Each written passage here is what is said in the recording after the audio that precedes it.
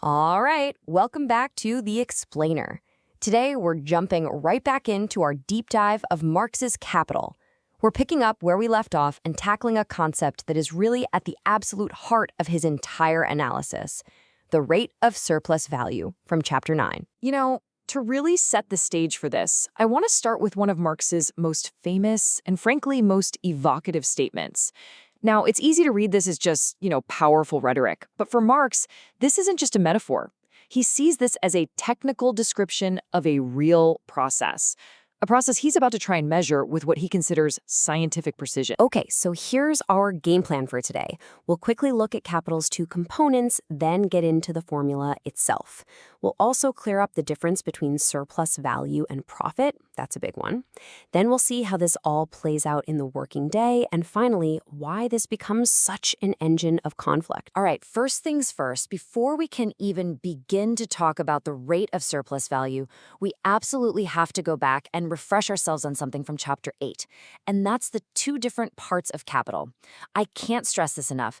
This distinction is the bedrock for everything we're going to build today. So here's that crucial distinction, laid out side by side. On one hand, you've got constant capital, which Marx calls C. Think of this as all the non-human stuff, the machinery, the raw materials. Its value is constant because it just gets passed along, transferred into the final product. It doesn't create anything new. But then on the other hand, you have variable capital, V. This is the money the capitalist spends on wages, on buying labor power. And this is the magic ingredient, so to speak. Marx calls it variable because it's the only part that actually expands. It's the living, breathing element that creates brand new value. Okay, so this brings us to the core question of Chapter 9. If all this new value is only coming from variable capital, from labor, well, how do you measure that? How can you quantify this self-expansion of capital? This is exactly what Marx sets out to do here. He wants to move past just describing it and create a specific mathematical formula for it. And his answer is what you see here, the rate of surplus value. Now, for Marx, this isn't some fuzzy moral term like exploitation might sound in everyday conversation. No. For him, it's a cold, hard, calculated ratio. It's designed to be a precise expression, almost like a scientific measurement of the degree of exploitation of labor power by capital. And the formula itself, it's incredibly simple. S over V. That's it. S divided by V. What's so powerful about this is that Marx is taking all of the chaos and complexity of the factory. The fights over wages, the arguments about the length of the workday, and he's boiling it all down, for the sake of analysis, into this single, stark ratio. So let's break down exactly what these two letters mean. S stands for surplus value.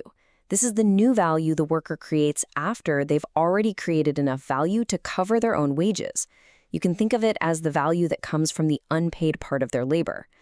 Then you have V for variable capital. That's just the term for the wages the capitalist pays the worker. So when you put it all together, the ratio S over V is literally comparing the amount of unpaid labor to the amount of paid labor.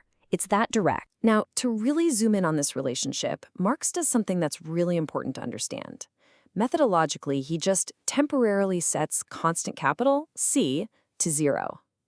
Now, he's not saying machinery and raw materials don't exist. Of course not.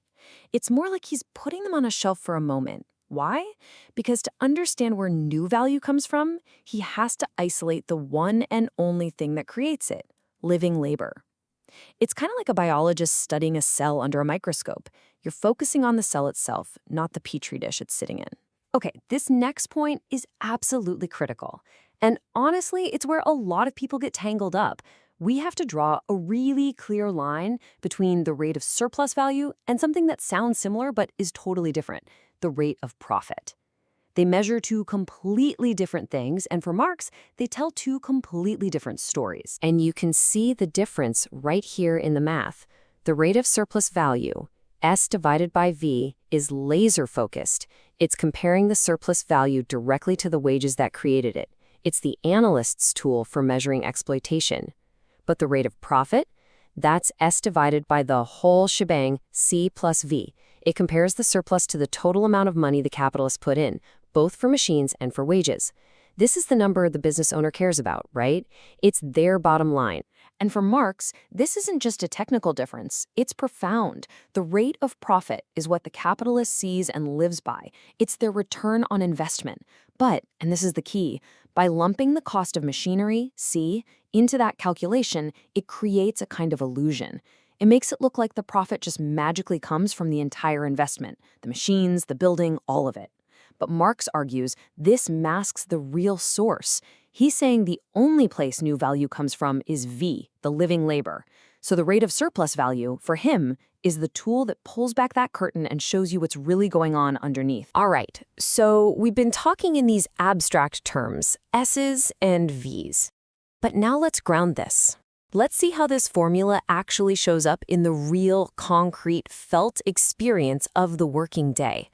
This is where the math translates directly into the minutes and hours of a person's life. So you can actually express that same S over V ratio using time. V, the variable capital or wages, becomes what Marx calls necessary labor time. That's simply the amount of time the worker needs to work to produce enough value to cover their own paycheck.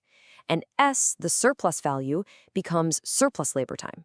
That's all the time they work after that point, the time that creates value for the capitalist. So let's walk through Marx's classic example to make this super clear. Imagine a 12-hour workday. Let's say it takes the worker 6 hours to produce enough value to equal their wage for that day. That's their necessary labor time.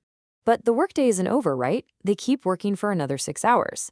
That second 6-hour block is the surplus labor time, the time that creates surplus value for the boss. So what's our rate?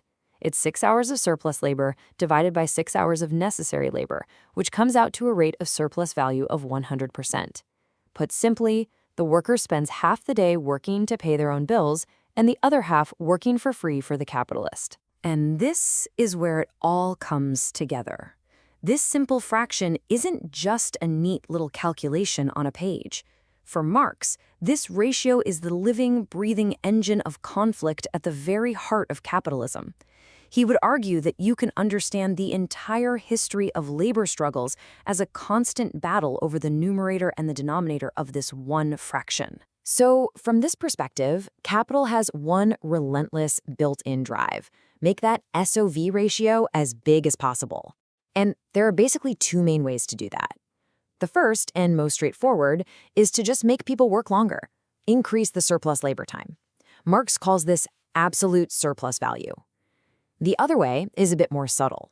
You can find ways to make workers more productive so that the time they need to earn their own wage gets shorter. This is relative surplus value.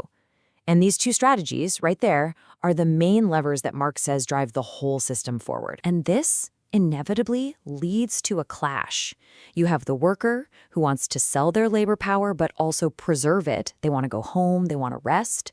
They fight to shorten the workday. And you have the capitalist who wants to extract as much surplus value as possible, fighting to lengthen it. Both have a right in the marketplace. So who wins? Well, as Marx famously says, between equal rights forced to sides. And this struggle over the workday is exactly what he's going to dive into in Chapter 10. And so Chapter 9 leaves us with a pretty provocative question to chew on. If this one ratio, S over V, truly represents the degree of exploitation, what does that imply about the fundamental relationship between a worker and a capitalist in our society? It suggests that what we call a fair day's wage for a fair day's work isn't a simple equal trade. It means, by its very mathematical nature, that the relationship involves a portion of the day that's paid and a portion that is unpaid. So, what does that imply about the kind of freedom we think we have when we sign an employment contract?